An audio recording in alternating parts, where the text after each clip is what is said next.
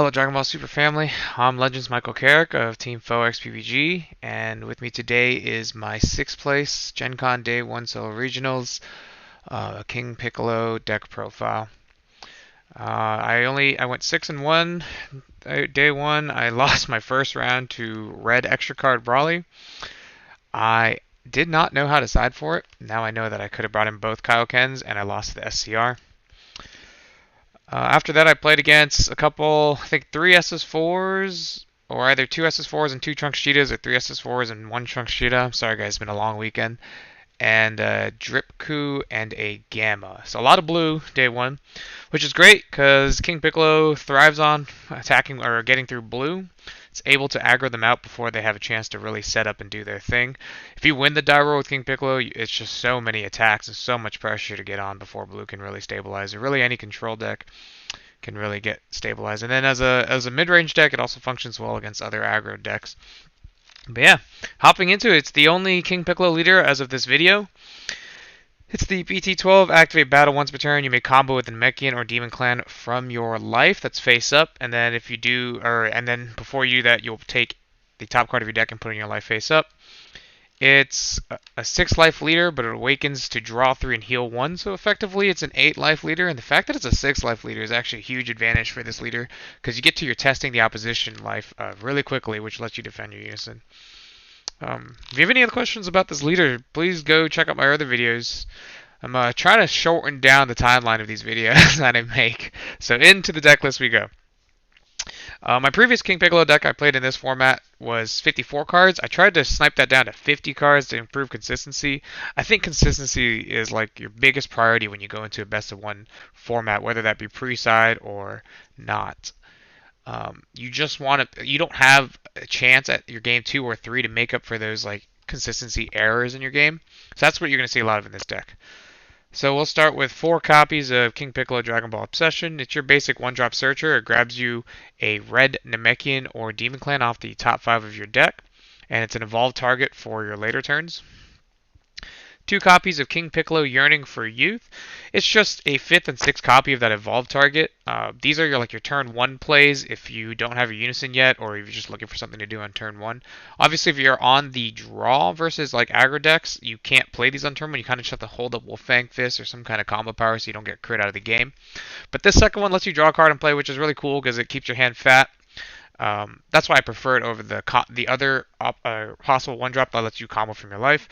Then it's got this activate main that actually matters versus some control decks like Janemba or like really healthy high cost decks where you tap 2 red on turn 2, you get to deal 1 damage to your opponent if they have 5 or more life, and then it gains crit and becomes a 15k crit, which eats 2 cards out of those decks most of the time, or 2 cards out of the hands from those decks most of the time, which is super relevant.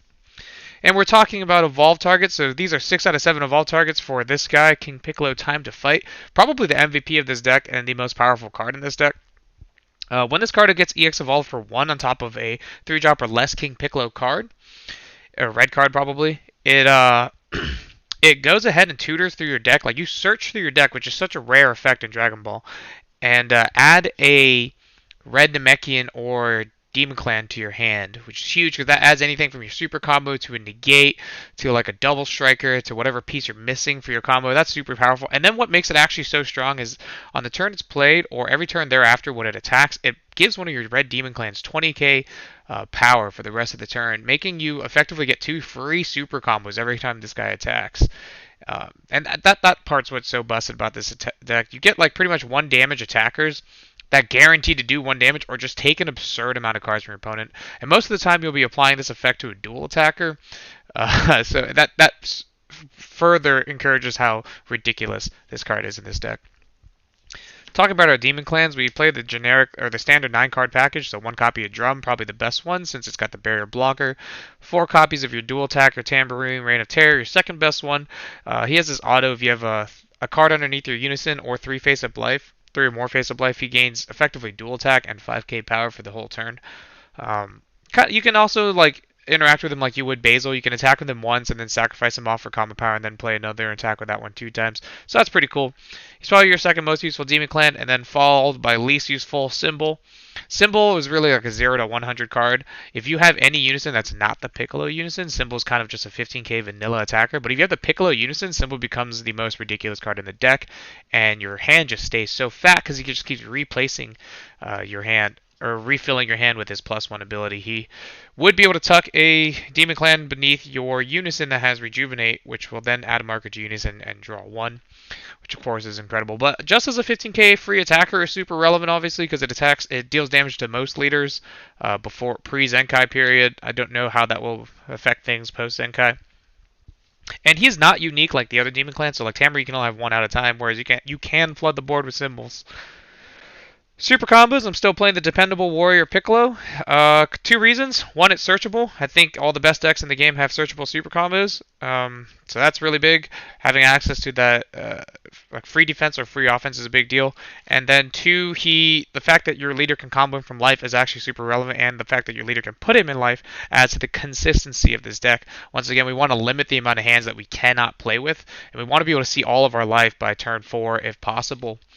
If we are or turn 3 if they've dealt enough damage to us. So this really facilitates that capability. It's also a 10k for 0 super combo if you are above the life threshold to kill somebody. Say they're just like stalling you out of the game, so that's actually really effective too. I'm playing 3 copies of King Piccolo First Step to Rival. This effectively is a second super combo.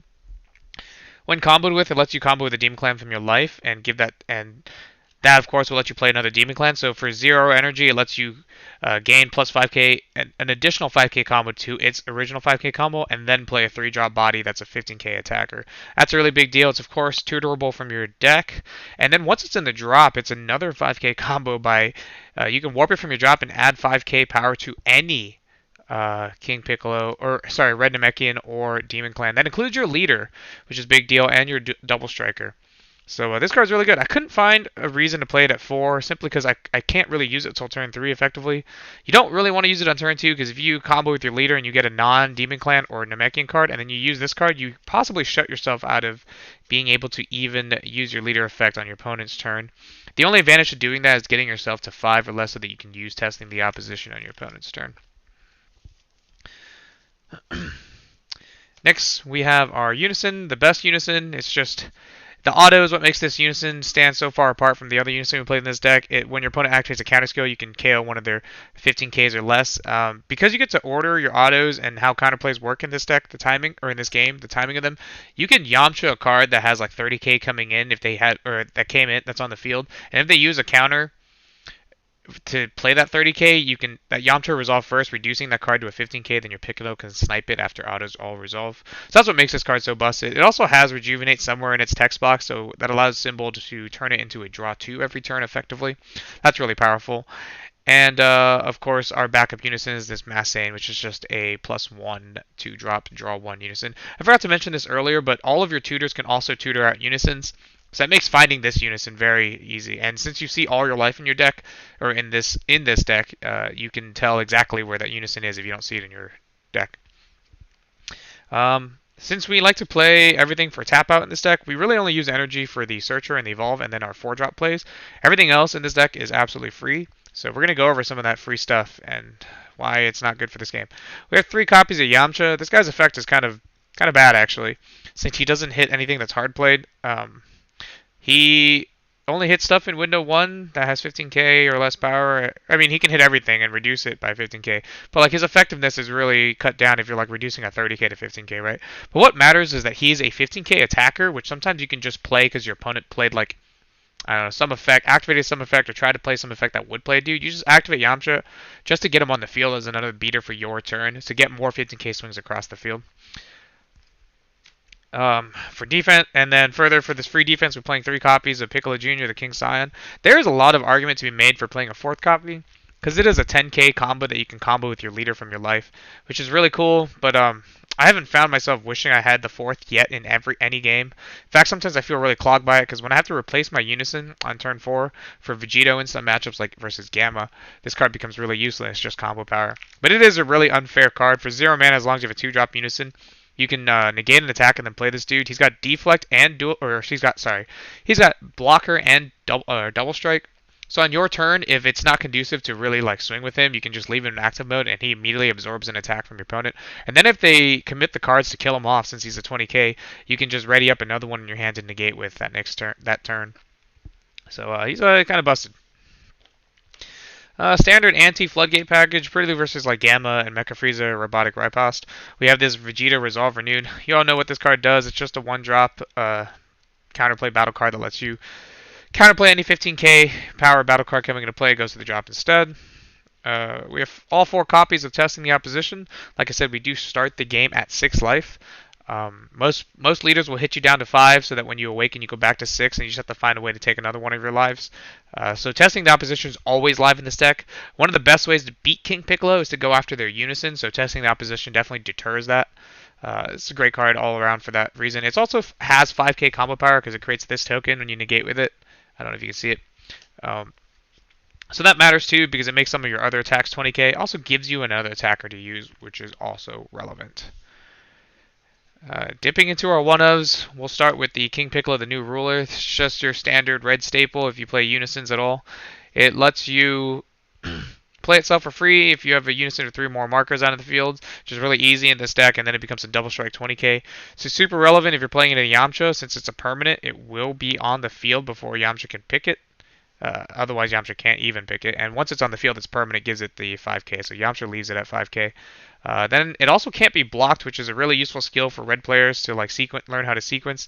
So you want to force your opponent to use their testing the opposition and then play this card to swing right past the testing the opposition. It's a really cool bait you can get people into, especially if you get them down to like 3 life really early and then you find a big double strike swing, like say with the Fathead Piccolo over here.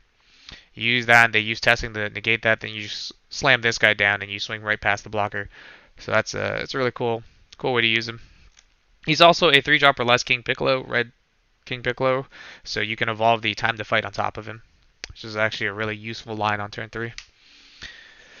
1 copy of Vegito Unison of Might. He's pretty much like a Fu Shrouded Mystery in this deck. Since you don't really need your energy on 4, you can just spend all 4 energy to slam this guy -2, and now your opponent can't play any battle cards through skills for 2 turns. And since you play most of your battle cards for free from your life anyway, or you're like using New Ruler or using this card that lets you combo from life, and then play more battle cards, you can still poop out like 3 or 4 more attacks that turn, even after you play this guy. And then if they do decide to check him down to 1 marker, his +1 is pretty cool. It lets you draw a card and then play an Earthling from your hand, or play a 2-drop or less from your hand for free, which is pretty cool because you can just play a 1-drop, which is like any of these searchers or the draw. And so you effectively get to draw and develop a body to evolve on top of on your turn 5, which is relevant. Because then you can use that 1-drop for your first of 5 mana to go into your time to fight. Then use your other 4-drop on bigger and better things. He does actually have a really sneaky -5 as well. If your opponent is playing like a really solid control deck, you can kind of goof off like at 5 mana and like dump on a 2 life attack. Like if they have 2 life, you can dump on a 1 damage attack, bring him down to 1, then pay 5, slam this guy down, and burn your opponent for the last life if they have no field. So that's a really cool like sneaky way to use this card too. We play 1 copy of this trio from GT. The bottom effect activate lets him tuck himself beneath your unison, which puts a marker on him, and then more importantly, put something underneath your unison so that Tambourine can get 2 attacks off. Sometimes you're less than 3 life and you can't get the dual attack off Tambourine. Well, this fixes it. Or sometimes you awaken on turn 2 or 3 and you can't get something underneath your unison right away or get 3 face-up life, and you want your Tambourine to be effective. This card fixes it. It also gives you an alternative turn 4 play if you don't have Vegito or your SCR, and it comes down as like a triple attacker, which like for 3 Spirit Boost 3 like clears pretty much the whole field in this game, other than like some SCRs and some really irritating boss monsters. But after that, it comes out, and then you can activate its main to tuck it back underneath your unison to give it back a marker. So it's a pretty neat win con. The fact that it's a 0 for 5k is also super relevant because you can combo it off if you need to. For my overall choice, this format I've been going with SS Trunk, Solitary Guardian. I value the 25k power on this card more than I value the second draw from Bardock. Because if you really think about it, Bardock is filtering 1 card, right? He's really only drawing 1 card, so you're not really getting enough value out of that to give yourself another 5k. And if you do combo Bardock with the 25k, then you really gain no cards off of Bardock. Whereas Trunks here, he hard draws a card and is naturally 25k, so your opponent has to give you more than a super combo to avoid taking that damage. I think that's a really useful effect. There's many times in this deck I consider playing 2 copies just because he's just an overround 4 to get that very powerful attacker. I lied. We have one more non-one of. We played 2 copies of Wolfang Fist for like Gamma playing their Android 17 with Barrier. It's a really cool way to take care of that in the early game. Same with the 18 that has crit. It's terrible versus Yellow Trunks. It's okay versus U7 because you can take out the Android, especially if you're going on. If you're on the play versus U7, this card's really good. You can keep it in your mulligan, leave the 1 energy up, and then as they go into their turn 2, you have your 1 energy up. They'll play down the Android, and you can snipe out the Android, removing it as they get their attack in. So that's really cool. It's got some niche uses versus aggro, which is really helpful. But other than that, it's an auto side out card versus many matchups.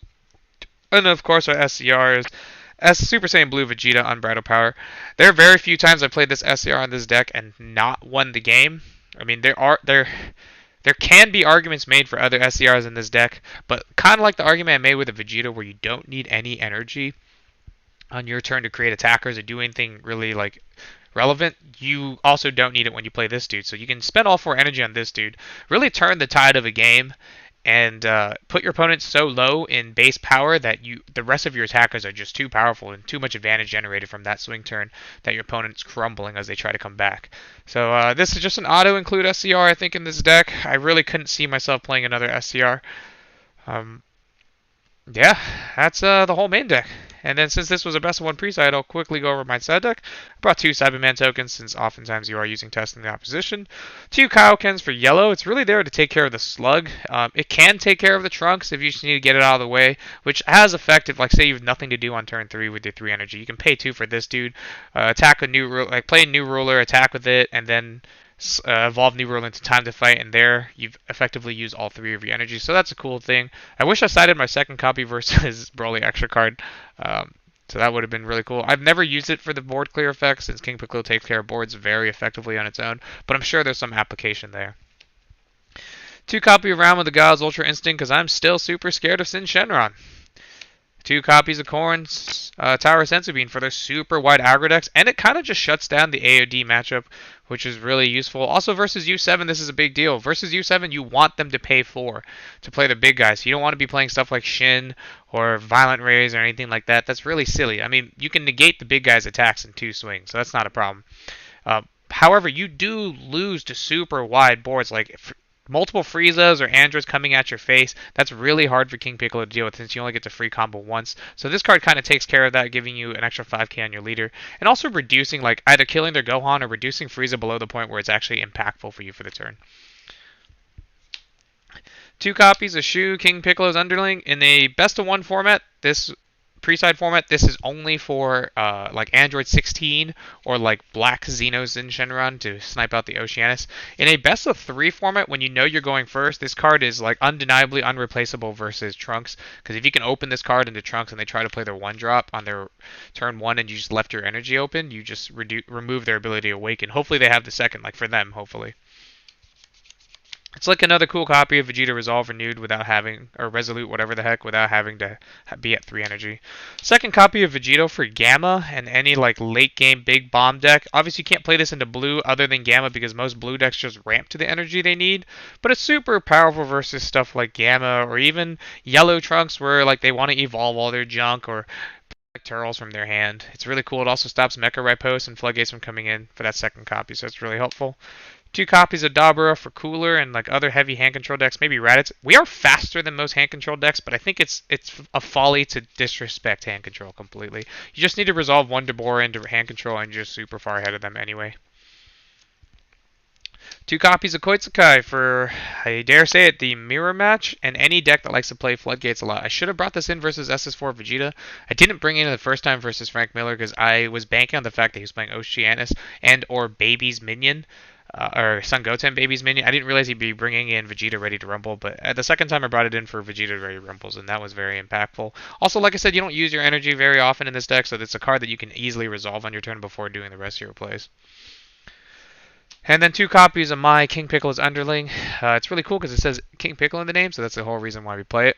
In addition to that, though, it's also red, and it's the answer to like SS4, Janemba, really pesky blue decks that do rely on D Magic. I wouldn't side it in versus Gamma because it's kind of a toss-up whether Gamma does play D Magic or not, and that seems like a wasted card in that matchup. It is a barrier one-drop attacker, so it's kind of cool to side it in versus stuff that can't clear barrier stuff very easily, and then you can combo all in on my. I actually threw a game by doing that, so I don't suggest that either. But that's the whole deck. I had a really fun time playing King Piccolo, and I really like playing the deck despite not being an aggro player myself. Um, I strongly suggest it for people who are looking for an aggro deck for this format. And if you really take the time to learn the deck and like figure out like how it flows and how to sequence it, you're gonna have a lot of fun with it too. It's one of the decks that really changes from game to game. Obviously, you play Unison on two, but like your 3, 4, and 5 seem really fun. How you direct your attacks is really fun. It's probably one of the decks I do play that engages with the actual game more than anything else that I play. So let me know what you think about this King Piccolo deck. Shout out to the usual Team Foe XPPG for keeping this environment for me to play in. My buddies I travel with, the group, Fort Wallen group that I went to this event with, that was super fun to hang out with. Yeah, catch you guys next time.